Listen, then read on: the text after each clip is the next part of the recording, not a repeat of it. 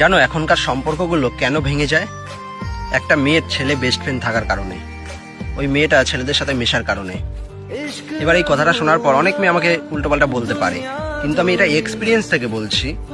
যখন তুমি কোনো মেয়েকে ভালোবাসবে আর তুমি যখন দেখবে ওই মেয়েটা অন্য ছেলের সাথে কথা বলছে, তার বেস্ট ফ্রেন্ডের সাথে বেশি সময় দিচ্ছে, তখন তোমার রাগ হবে, তখন তুমি তাকে বারণ করবে। তখন জানো সে কি বলবে? তুমি আমাকে সন্দেহ করো।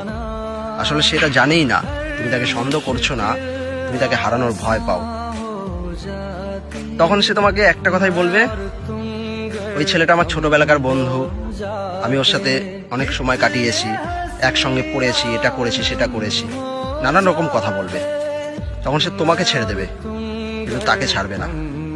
তো আমি মেয়েদেরকে একটা কথাই বলতে চাই, যদি তুমি কোনো ছেলেকে ভালোবাসো তাহলে তুমি তাকে সময় দাও, তার সাথে মেশো, তার সাথে কথা বলো।